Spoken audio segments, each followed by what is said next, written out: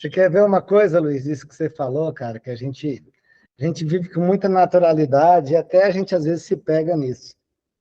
Lá quando eu comecei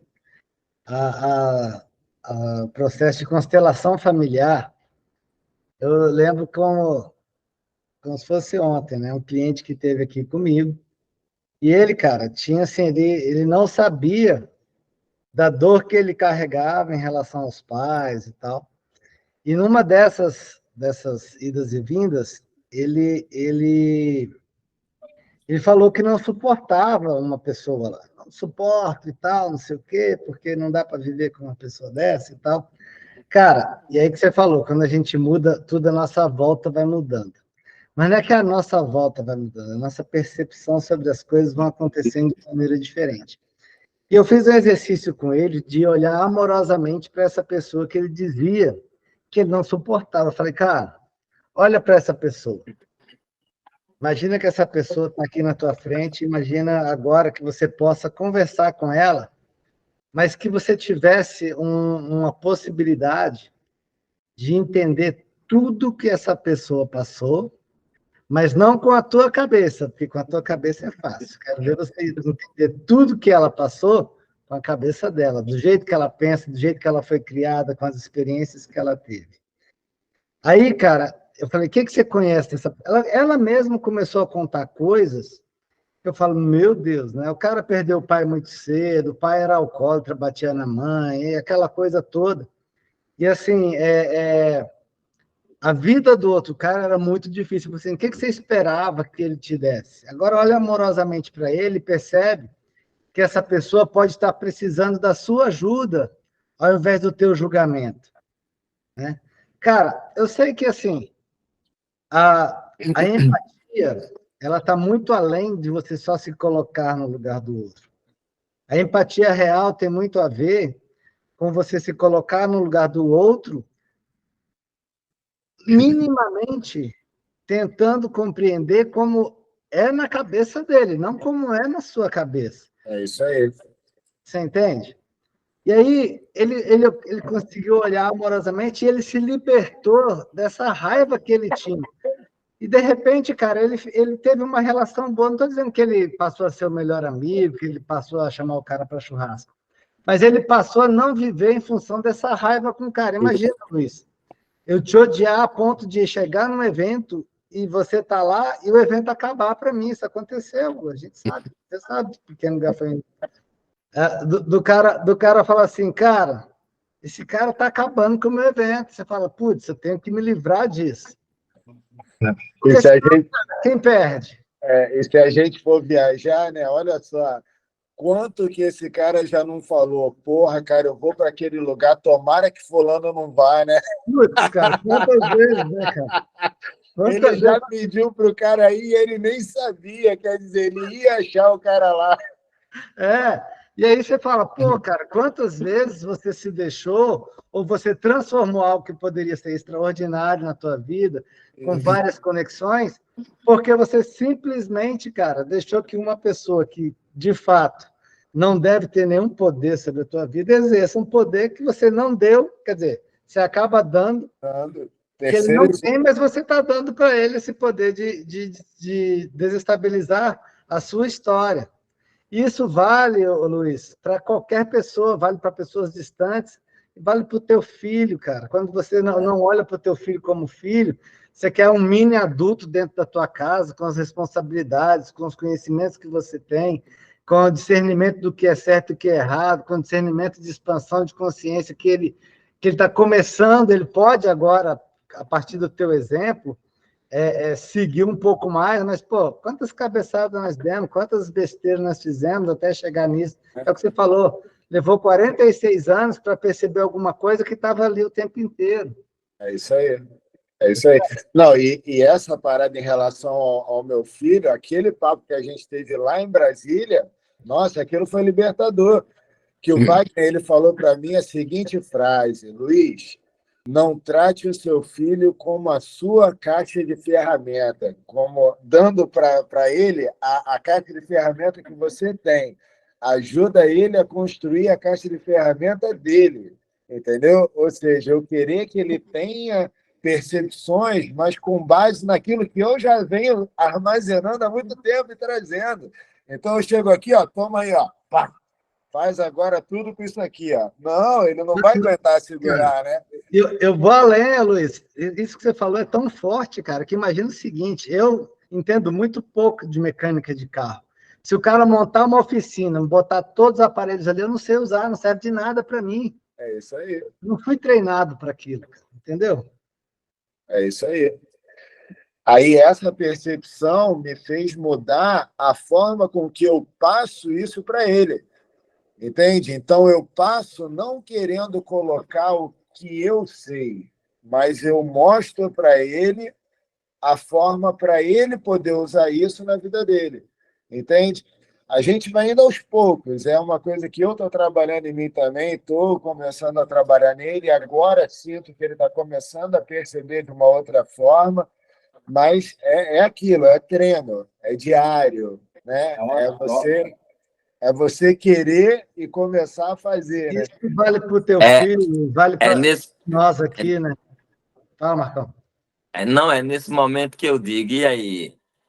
Não tem como o cara não vir para o mundo do Isaac Newton agora. Não é? Depois que O mundo da matéria. Newtoniano. Eu vou falar para você, a hora que a Não gente é, Diomário? passar a palavra para o Marcão, eu vou pedir para apertar a tecla SAP, porque o cara, deixa, o cara. Cara, mas é o seguinte, ó, eu tenho 4, né, lá em casa.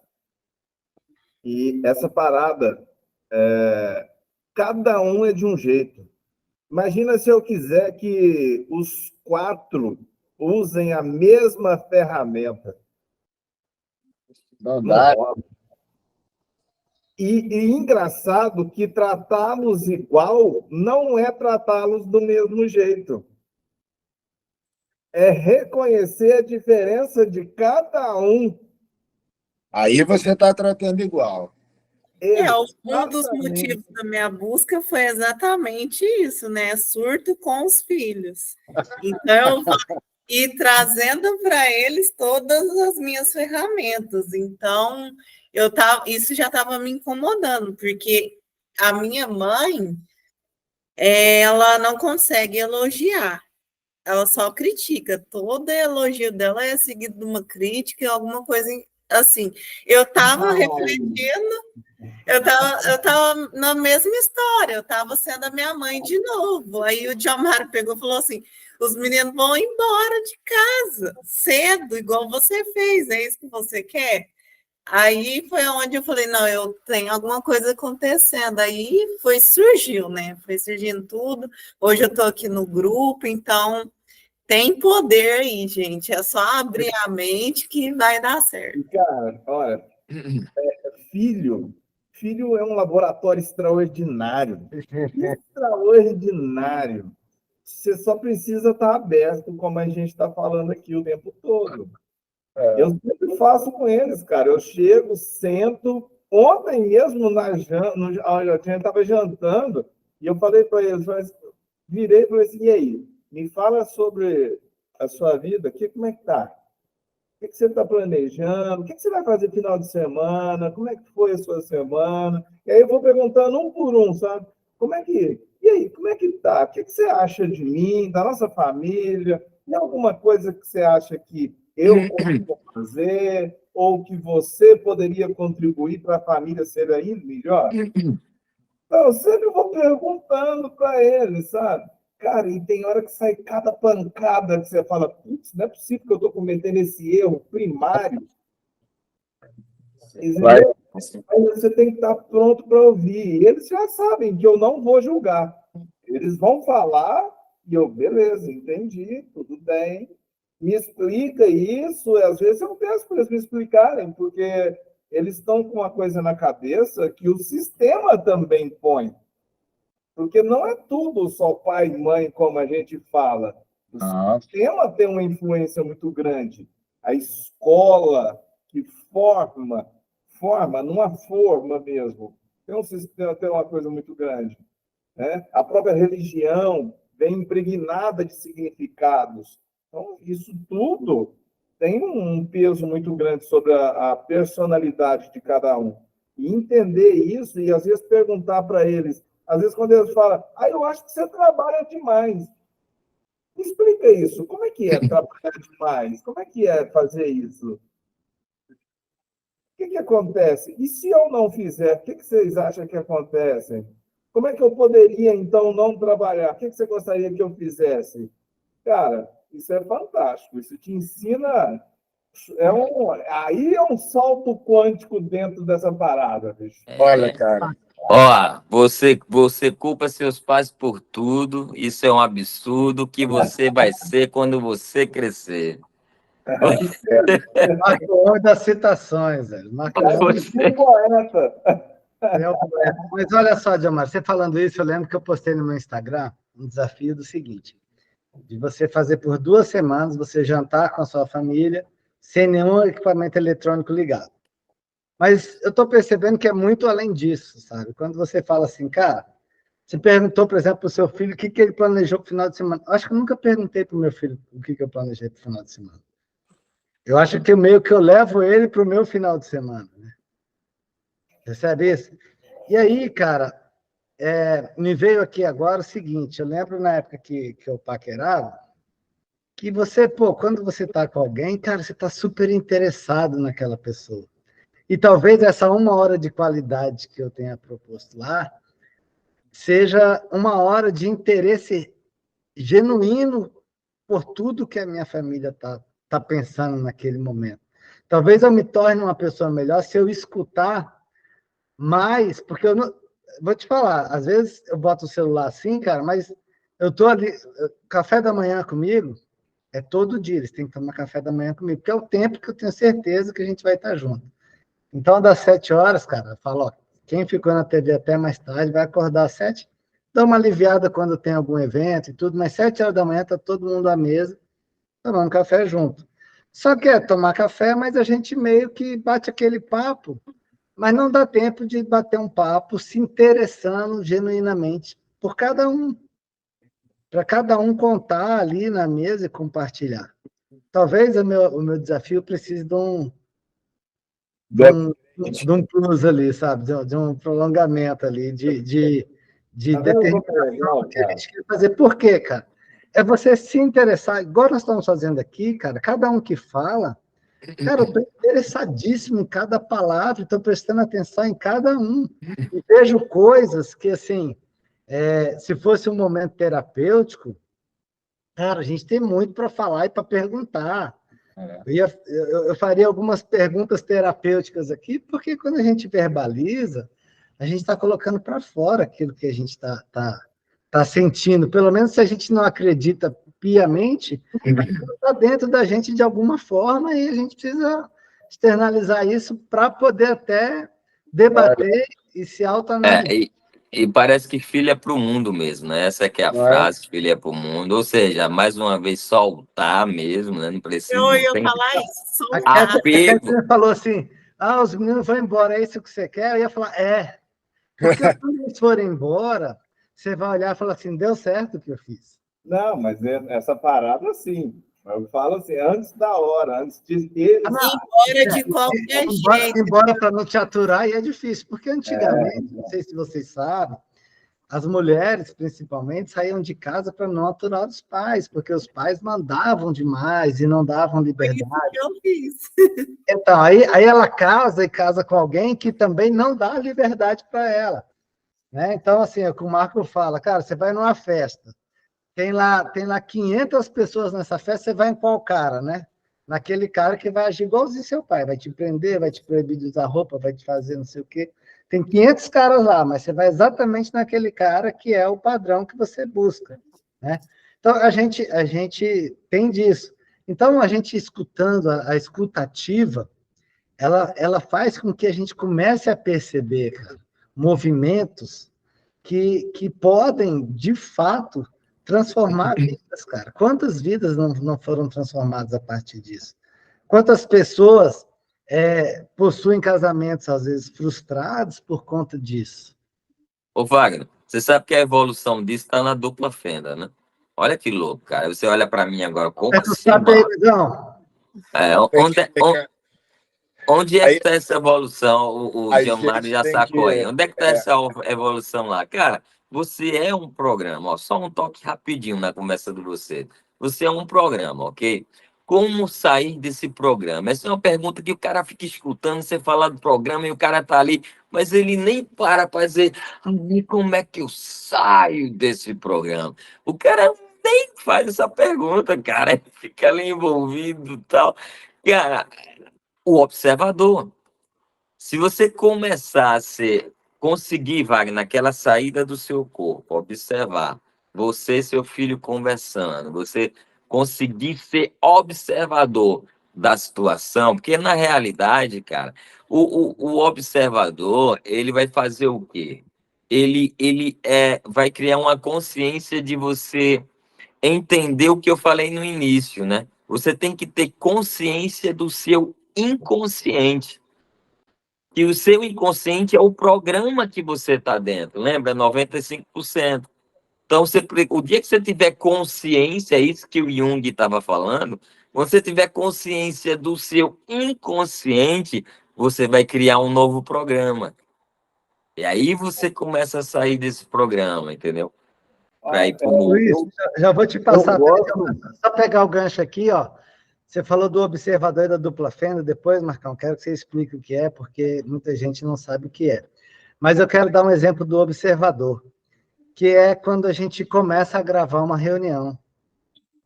Observa que todo mundo se ajeita, todo mundo fica na postura, todo mundo mede palavras, todo mundo. Quer dizer, claro que a gente está aqui no momento descontraído, mas começa a gravar, a postura, ou que você começa a falar, cara, a partir de agora tem registro, tem gente que vai ver isso aqui que eu estou falando.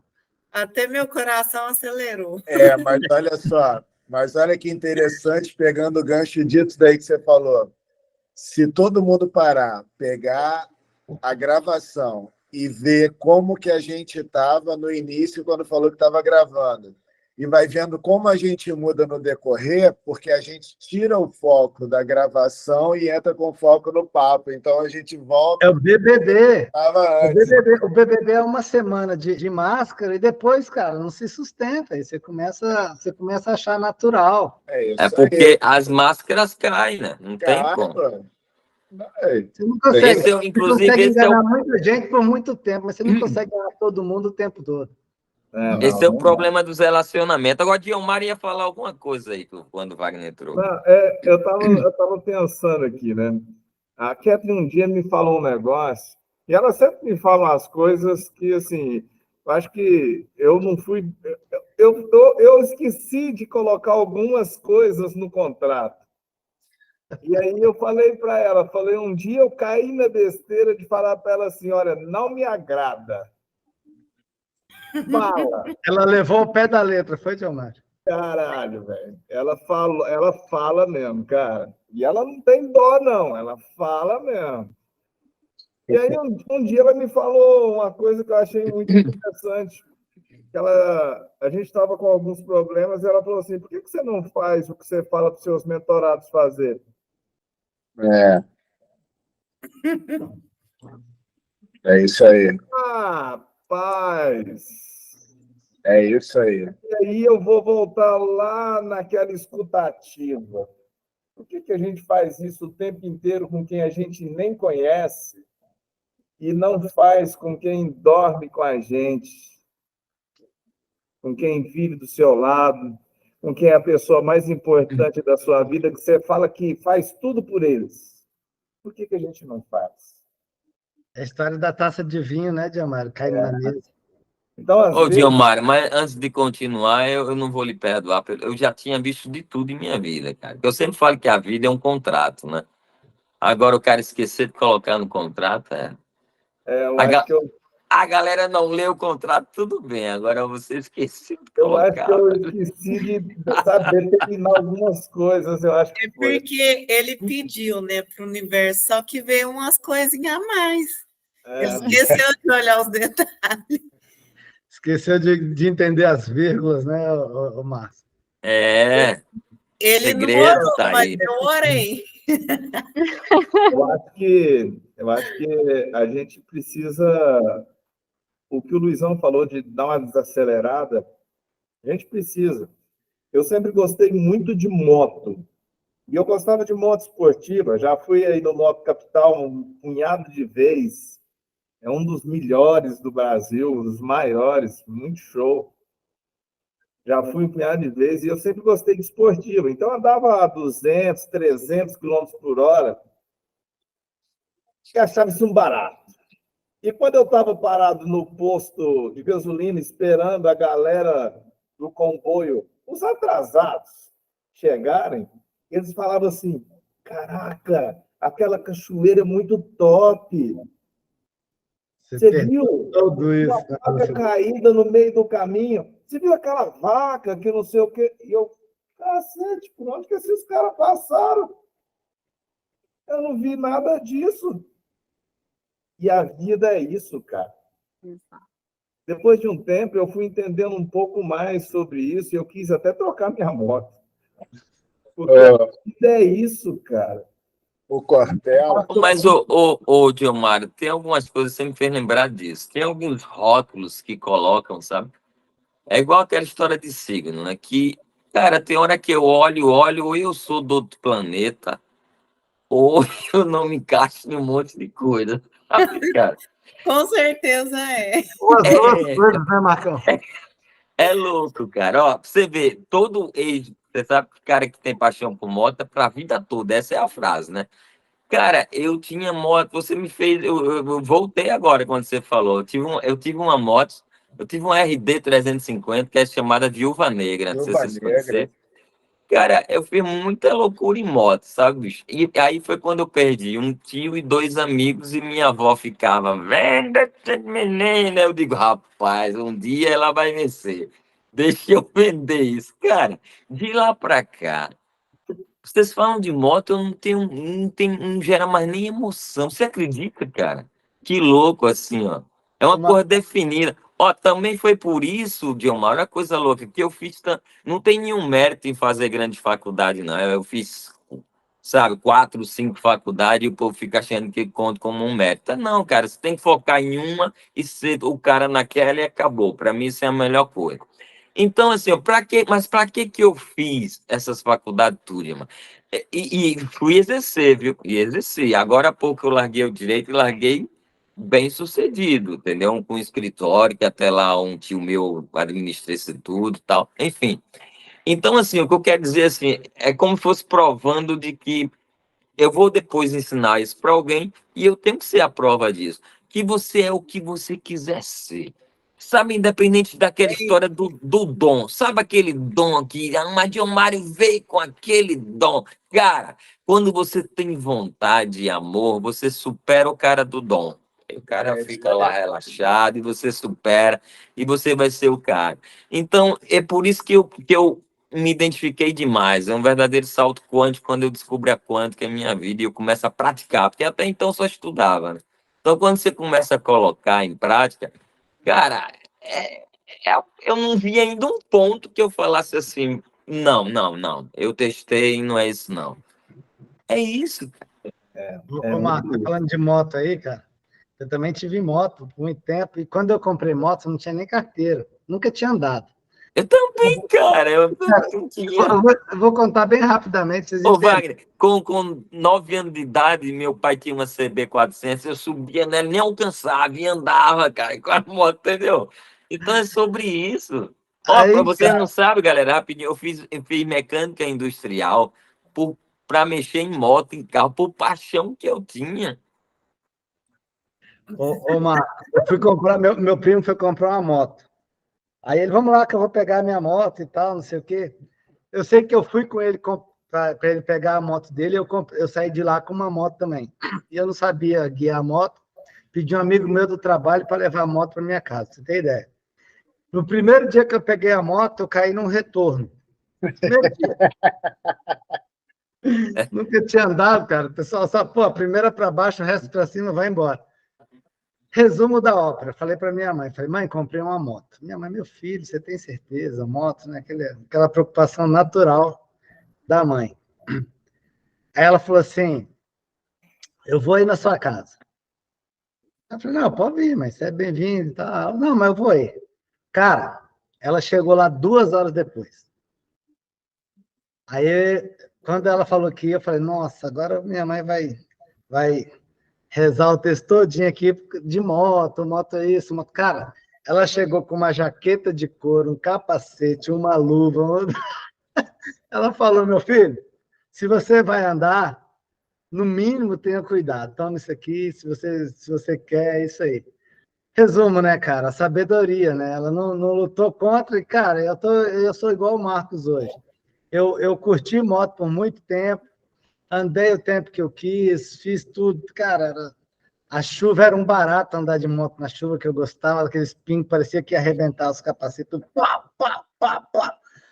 Depois, cara, que eu vendi, nunca mais eu comprei outra. Hoje vejo assim, quando eu encontro alguém que tem, dou uma voltinha, mas não. Você está falando aí, Wagner, daqui a Brasília dá 580 quilômetros, mais ou menos. Eu já fui e voltei debaixo de chuva achando barato. Né, cara? É muito. Não. E hoje não faria isso de jeito nenhum. Sabe qual é o problema, cara? E aí tem um pouco a ver com o que a gente está falando aqui, ou muito a ver, é com que vibração você usa a sua moto, sabe? Se você, a gente chama na psicanálise de pulsão de morte. Você andar a 300 km por hora numa moto, isso chama pulsão de morte. Você não quer se matar, mas você está numa pulsão de morte. Risco de erro. Qualquer coisa que você fizer ali, você tá mais próximo de morrer do que de viver. Mas você está ali. Então, a vibração que eu tinha, cara, era de passear, de curtir, e ainda assim eu caí 3 vezes. E quando você cai é para saber se machuca muito ou pouco. Machucar vai. Não tem jeito. Entendeu? Cara, fora outra coisa que a gente não Você tem que ter essa valoriza. experiência, né, Marcão? Hã? Fora outra coisa que não valoriza, uma coisa que eu deixando claro já para a galera que está vendo isso aqui, né? Que todos aqui são terapeutas. A importância de você estudar, né? Eu acho que muita gente tá de você. Eu acho que eu tenho todos os cursos, cara. Constelação, é, é, é, sabe, psicologia positiva enfim, PNL, e por aí você vai. Eu acho que é importante você, sabe, ter pelo menos conhecimento, mesmo que você seja contra, não concorda com essa ferramenta, mas ter conhecimento dela, e eu acho que todas têm uma parte positiva para você utilizar, né? Ir lá e colocar em prática, entendeu? Eu acho que isso é importante para que a galera não veja que está meio. Como fosse assim, o cara está falando, está desperto. Não, somos 6 profissionais falando sobre algo super importante que você pode se identificar e, ao mesmo tempo, a gente vai colocar umas ferramentas que faz parte da nossa vida. A gente vai falar sobre, que tal, isso aqui e tal, que tem a ver com o profissional. Esse é o objetivo, inclusive. Sabe o que é engraçado? Que a gente estava falando isso, o Wagner falou que andou um tempo e caiu 3 vezes e tal, sobre a punção de morte. E nesse momento, quando o cara está a 300 km por hora, ele não quer morrer, mas é melhor que morra do que só machuque. Nesse Então, caso, mais ou menos assim. é igual cair de avião, né? É mais ou menos isso. É uma fuga, né? Acaba sendo uma fuga de alguma coisa. E eu estava falando também sobre cair e não saber dirigir. É treino. Você mesmo falou que o carro fazia parte, faz treino. O Marcos é músico. Músico é o cara mais bem treinado que eu conheço. Pensa comigo, raciocina comigo. Imagina um músico num barzinho. O cara está tocando num barzinho.